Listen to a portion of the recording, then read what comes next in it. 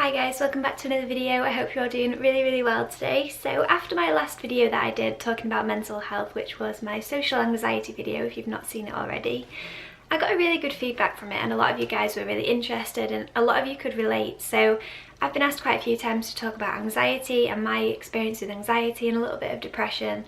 So I thought I would talk today about generalised anxiety and how it affects me in my daily life.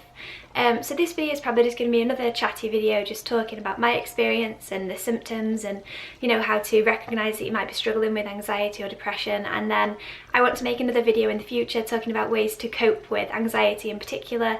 So that's going to be like a full-on video and I'm really excited to make that for you, but I don't want to put the two together because then I feel like I wouldn't be doing either of them justice. So yeah, you can look forward to that video and I will make it very soon. So for me, anxiety is just this overwhelming worry and this feeling of fear, and it's this immense fear that you just can't shake, like no matter what you do, and most of the time it's irrational fear, so it's you worrying about something that you've got no control over, that you can't help, and it's silly and it can keep you up at night. And I say it's silly, it's not silly at all. Like if you struggle with anxiety, you're not silly. It's just, it feels so silly to you in your head and you just can't get rid of this worry, and it just makes you start to feel like you're going crazy because you just can't stop worrying no matter what someone says, and you find yourself just on circular thought patterns, or if you're externalizing it, if you're talking to someone, you'll just keep going on and on and on and on, and they'll be like, stop talking about it, what are you talking about, why are you worrying about it? And it will make you realize that you are vocalizing your anxiety, and then you can just be like trapped in this vicious cycle of thinking, why am I thinking so much? Which is also thinking. So yeah, that was another symptom of social anxiety, but it's also a massive symptom of anxiety is overthinking so much, and it can keep you up at night. So for me, my anxiety comes in massive waves. I generally have anxiety every day, but sometimes it's really bad and other times it's manageable and I'm fine, and I don't even remember that I have anxiety on some days, which is awesome. But yeah, so when it's really bad, when I feel like I'm losing control of my life, I think that's when it starts to bubble up. So I had a really bad week last week and I put this on Instagram, and a lot of you contacted me and gave me some really nice words of wisdom and advice and just words of support, which was really nice. But the thing that I posted was, I put it on my Insta story. So even if I don't post on Instagram, guys, I do post on Insta story, so if you want to hear more from me during the week, then I try and post on there as much as I can. But it said, having anxiety and depression is like being scared and tired at the same time. It's the fear of failure but no urge to be productive. It's wanting friends but hate socialising. It's wanting to be alone but not wanting to be lonely. It's feeling everything at once and then feeling paralysingly numb. So yeah, it's just this feeling of, you feel like you should be doing something more than what you're doing, but you just can't bring yourself to do it. And I think that's where it ties into depression. And sometimes, anxiety and depression go hand in hand. It might not be full-blown depression, but when anxiety is really bad, it can cause symptoms of depression too, and that's kind of what happens for me, and it just makes me like flatline, but because I know this about myself, I do try and get ahead, so with my YouTube videos and stuff, and I just put everything else on the back burner and just put my mental well-being first, and I just look after number one. And that's the most important thing, is to just see if you have waves of it, and see when you're most productive, see if when you're feeling good, if you can get more done, and then when you're feeling not so great, you can not feel so guilty. I mean, no one should feel guilty when you don't feel very great, but if you've got things that you want to do and things you want to accomplish in life, that might be one way of doing it, is just trying to be really productive on days that are good, and then on the other days you can just let yourself off and just chill and not do anything, because you won't want to do anything anyway. So for me, on a good day, I can generally wake up and I've got a purpose. I can get out of bed, I go and do a passion. I'm gonna film a video, I'm gonna edit a video, I'm gonna, I don't know, just do something. I've got loads to do and I just want to get up and I want to get on with it. And so my alarm goes off, or I wake up naturally early and I just jump out of bed and I get on with my day and everything's fine. So that's a good day. So then a bad day could go one of two ways, like I said. So a bad day with anxiety would be, I wake up and I just stare at the ceiling and I think, oh my god, I've got so much to do today. I don't even know where to start. What am I going to do? What am I going to do?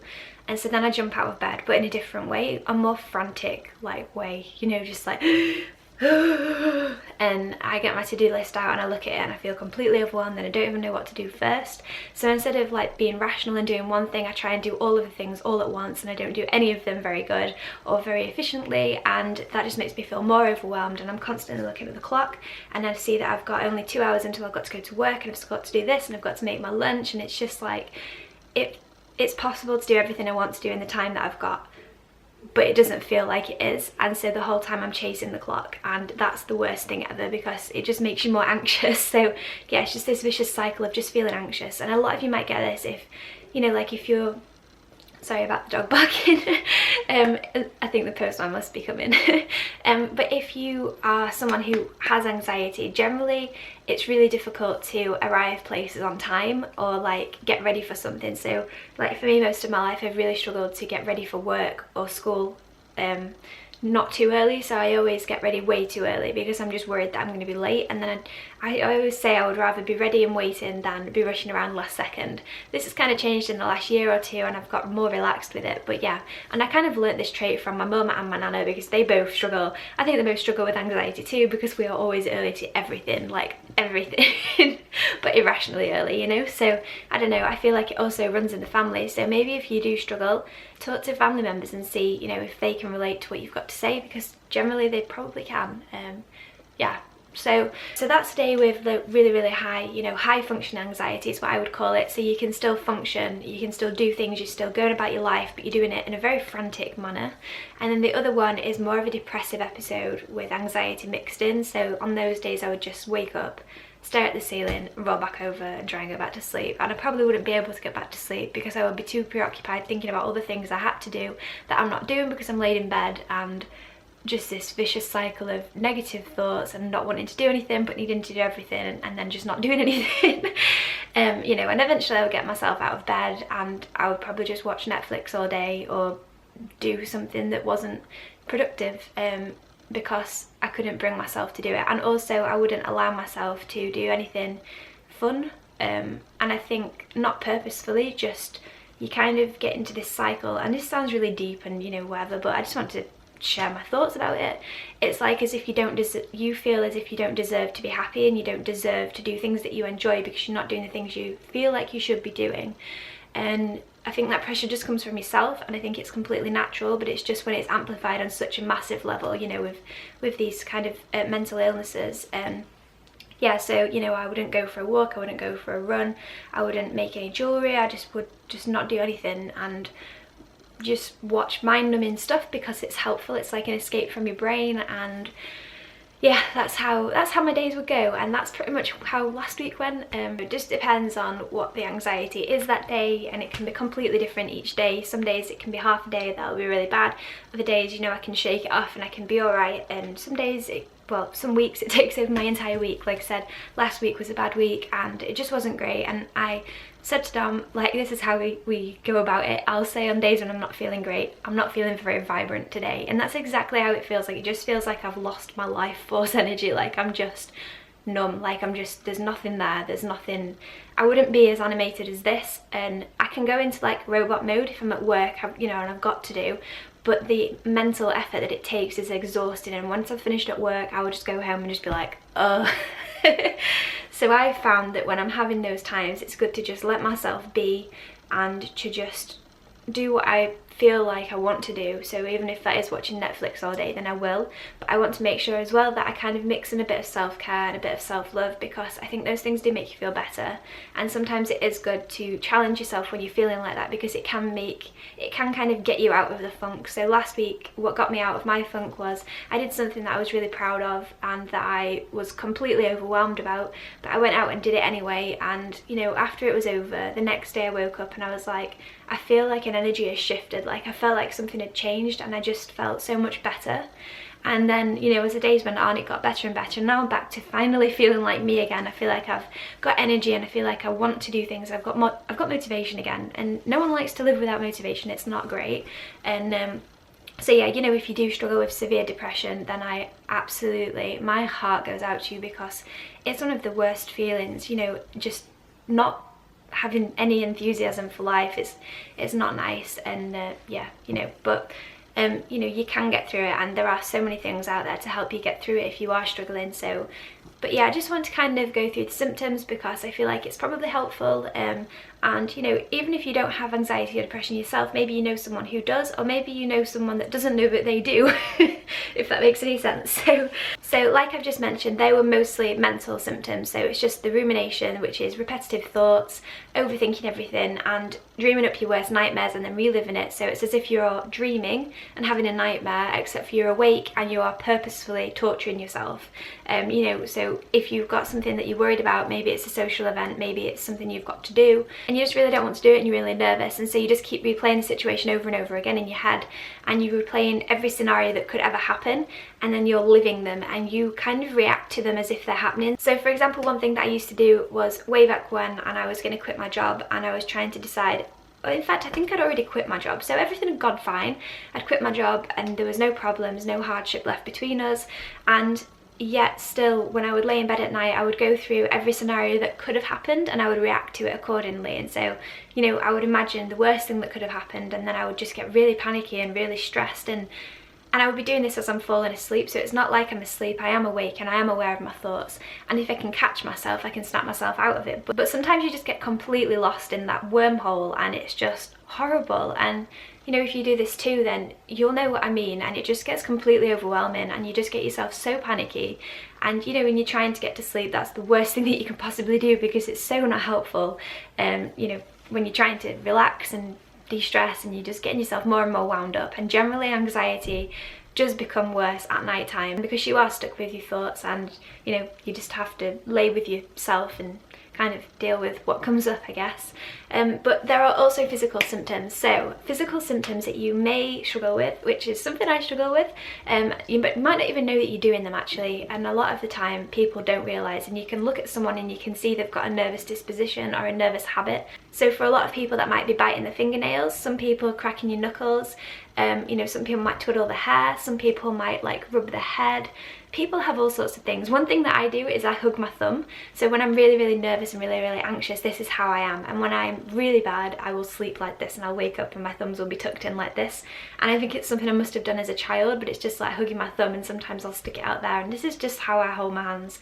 And yeah, I'd never noticed I did it before until Dom once like pointed it out and he's like, oh, that's so cute, and I was like, I didn't even know I was doing that, and apparently I do all the time. So yeah, you know, it's quite comforting, I feel, and you kind of just do anything to hold on to that little bit of comfort and that little bit of control. So another really bad thing that I do is I grit my teeth and I clench my jaw, and I put this on Instagram a while ago too, and it was just like a reminder to relax your jaw if you're holding any tension in there right now, because I feel like a lot of us do.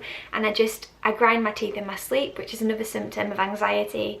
And yeah, my jaw is constantly tight, and I have to catch myself because I will really clench my jaw, you know, when I'm just doing whatever. And even if I'm concentrating, I will definitely clench my jaw because it's just like the anxiety building up. And it's good to relax it because obviously then it gives you a tension headache, and that's not productive and that's not great. So you know, they are things that you could definitely do with anxiety. And another obvious symptom is when you are like near on a panic attack or just really doing something you don't want to do, is you'll get cold, really, really cold. So I get goosebumps, and yeah, that's one symptom.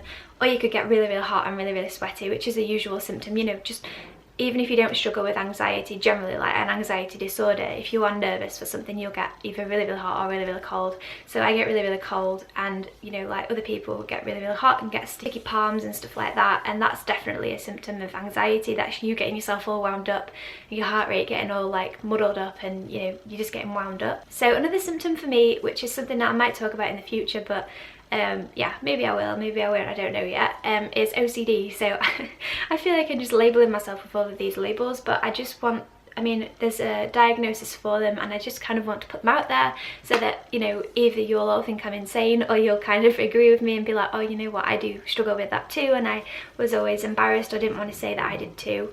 But OCD is something that I struggle with, and yeah, it's always been part of my life. And it might just be checking light switches or making sure the taps are tight, or you know, not being able to leave my room until I feel like it looks good, or there's just certain things that I'll do, and you know, to anyone watching me from the outside, they would be like, what are you doing?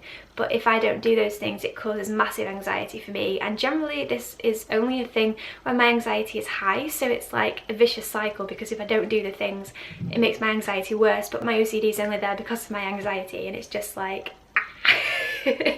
I'm sure there are so many like little symptoms that I could tell you about OCD, but generally it just creates fear. So if you don't do something, if you feel like even something just like checking the door's locked, I'll come upstairs and I'll think, have I locked the door, which is a really common OCD thing. Have I locked the door? And then you think, I don't know, and you don't even give yourself time to process the I don't know before you're downstairs checking the door. You could come back upstairs again, and then you sit down on your bed and you think, I don't know if I locked the door. I think I locked the door, but I can't remember being a part of locking the door. So generally what happens in daily life is you'll just do things and you'll not even think that you're doing them, and you just do them, you're in autopilot. But what becomes a problem then is when you've not consciously done something, you can't remember doing it, and so then you think of all the worst things that could happen. This happens in a split second probably, but like you think the worst things, like the house could set on fire, someone could break into your house, you know, and everything will be your fault and you'll be to blame. So you have to go downstairs and you have to make sure that door is locked, because otherwise the whole world will implode. And so yeah, you know, they're things. And so now I just have ways of making sure that I avoid those things. So when I lock the door, I'll make sure I press it down. You might have seen this in some of my videos actually. I just press it down and I'm consciously making sure that I know that I've done that, so that I don't have to reaffirm those OCD thoughts, because like I said, you can rewire your brain, and it takes a lot of work, but you can do it. And so it just stops that cycle, and it kind of helps, because then it gets you out of this anxiety riddled path. But yeah, you know, if you've got any questions about OCD or you can relate to that, then just leave me a message below, because I'd be interested to know that I'm not the only one that struggles.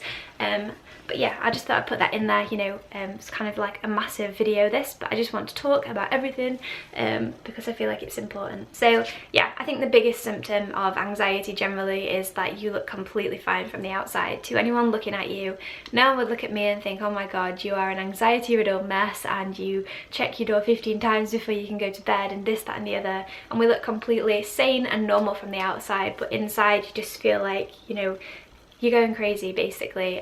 But you're not going crazy. It's just, you've just got to rewire those thoughts and make sure that, you know, you don't keep reaffirming those negative thought loops and thought patterns or behavior patterns, because it's not helpful in the end. But yeah, you know, you can look completely fine, and anxiety can manifest itself in so many different ways, and some people it comes out as perfectionism, some people, you know, you can't disguise it, some people get panic attacks, and some people, it's just like, it's literally different for every person. And I think that's the thing. So like I said, with my anxiety, it brings up my OCD more, and it causes me to have rumination, repetitive thoughts and overthinking. They're my main symptoms of anxiety, which then cause, you know, the teeth clenching, the stress headaches, and there's heaps of things. And yeah, I just kind of wanted to put that out there, because there are so many different symptoms of anxiety, and it's good to be aware of them so that you know you're struggling. And I sometimes don't even realise that I'm anxious until I start doing certain things, and I think, oh, I wonder what's making me anxious today, like I wonder what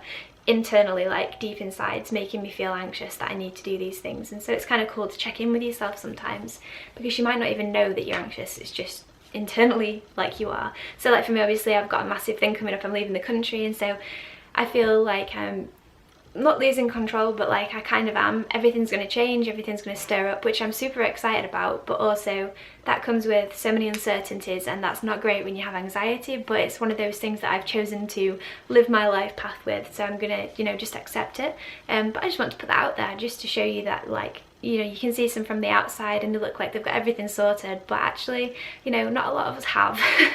You know, a lot of us are unsure of things, and a lot of us do struggle daily with mental illnesses and, you know, just things, and that's fine. I feel like that's fine, as long as we're all on the same path. And, you know, I just want to kind of put that in there. And I mentioned that in my last video, that no one's perfect and we're all doing our thing and we're all on our own journey. So before I go, I just want to quickly list off a few things that you might do if you do have anxiety or if you are struggling. So the first one is you'll avoid situations that you don't want to do, or you'll just avoid situations altogether and just kind of not do anything. So yeah, you know, that could be social events, that could be anything, literally anything. You just will avoid it because you do not want to do it, and it causes more anxiety than you're willing to deal with to actually do those things. And I think generally that's due to a lack of self-confidence and a lack of self-esteem. But then by carrying on not doing those things, you reaffirm that belief and and you keep losing self-confidence and self-esteem.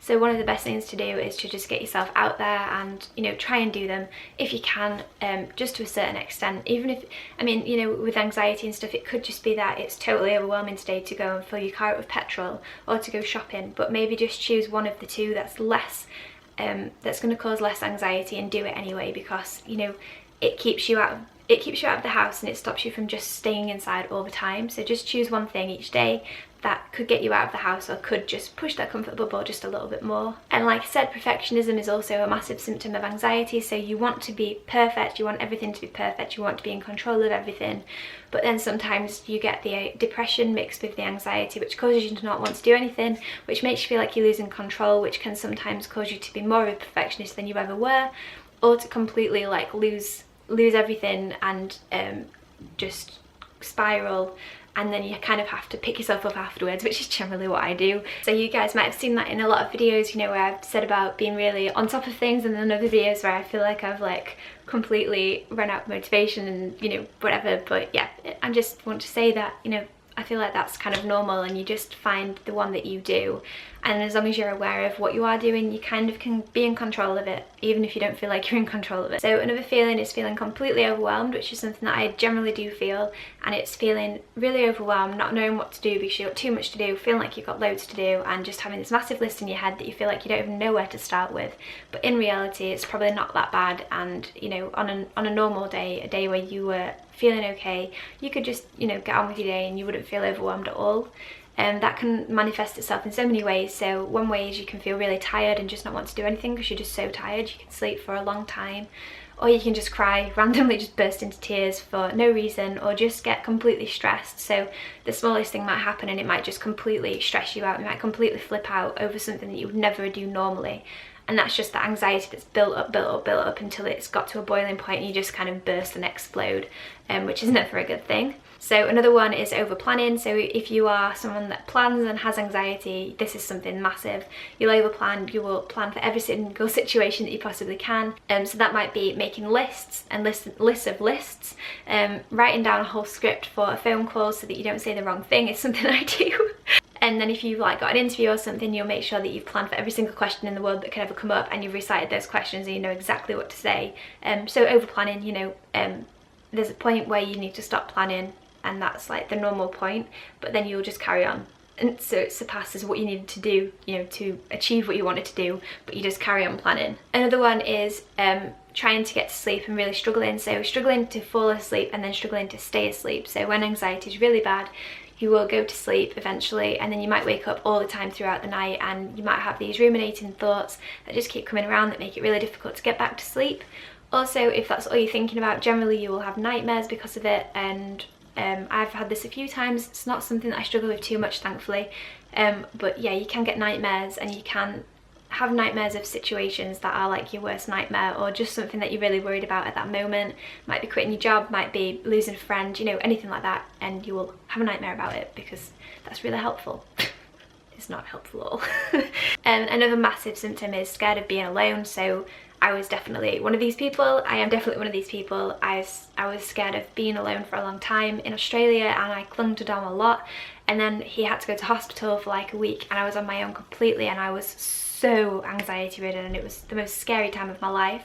But I got through it, and you know, I had friends that helped me deal with it, and they were really nice and really helped me through it, which is really important. And what I want to say is that I managed, and I was on my own, and I had to go shopping on my own, and I'd not done that in a long time. And sometimes when you're with someone all the time, it becomes really paralysingly scary to be on your own and actually do things by yourself, but it is possible, and the more you do it, the more used to it you become. And then the last symptom, and there's probably loads more symptoms, but I'm going to stop there because this video is very, very long now, is reassurance. So you might be constantly looking for reassurance from other people and like the approval of others, because you want to make sure that what you're doing is okay and what you're doing is good. Yeah, so you might just want to be reassured that everything's okay. So that's the end of this very long video. So I want to share a quote with you again, by someone who left an amazing message on that last video that I did about social anxiety, and she was called About a Girl. So thank you so much for this comment. It really, really helped me. I feel like it was really, you know, it was a real breakthrough for me. And it said, it was a really long message, so you know, if you get a chance, go over to that video and just have a look for this message. But at the end of it, it said, you don't care what other people think about you, you care what you think other people are thinking about you. And that is anxiety in a nutshell. You don't care what people think, you just care what you think someone is thinking of you, but you can't control what they are thinking of you. And that's the part where you have to realise that you can't do anything more than what you've done. You've been yourself and there's nothing more you can do, and it's just learning to let go of that and just be like, it's okay, everything's okay, it's gonna be fine. But yeah, so I just want to make these videos to make kind of any of you out there struggling to feel less alone, and to know that, you know, we're all going through something and that you are not alone at all. And mental health is so important, and it's something that I wish more people would talk about. And like I said, I want to make a video talking about how to actually deal with anxiety and how I personally cope with anxiety, different things that I can do or that I do that help me a lot, just different things I use, like essential oils and teas and stuff. And I will be making that video very soon, because this video is super long. So if you've stuck around this long, thank you so much for watching. I really appreciate it, and I hope that this video shed some light and, you know, just helped you to understand anxiety and depression just a little bit more. I mean, depression could be its own video. I could do a video about that in the future, but I mostly do deal with anxiety, and depression is something that just comes in waves and thankfully doesn't stick around for too long for me. But yeah, if you want me to talk about anything else, anything to do with mental illnesses, mental diseases, whatever you want to call them, disorders, then just let me know. I'm more than happy to do. And yeah, I just really want to get the conversation flowing. And like in my last video, if you see a comment below that you read and you resonate with, or you could offer advice on, then please just do. I know none of us are qualified to help each other, but it's just words of wisdom and advice from friends, and I think that there's nothing wrong with that at all. So yeah, you know, if you can help someone, then please do. And if you are struggling, you know, please look to someone for support. Please feel free to send me a message. Please feel free to send me a message on Instagram, anything. I just want to help, and I just want you to feel like you're not alone, because you are not alone. And yeah, we're all in this together, and we're all on the same page, and it's absolutely fine. And yeah, I just think it's amazing to be able to support each other, and this community is so good at that. So thank you all so much for everyone who commented on my last video, and you know, seeing you all kind of talk to each other was just awesome. It just makes my day. So yeah, that's it from me, guys. I really hope that you enjoyed this video. Please give me a big old thumbs up if you did, and please subscribe if you enjoyed it, and please share this video if you think it could help anyone in the world anywhere. And that's it from me, so I'm gonna let you get on with your day. Thank you so much, and I will look forward to speaking to you all again soon. Bye, guys.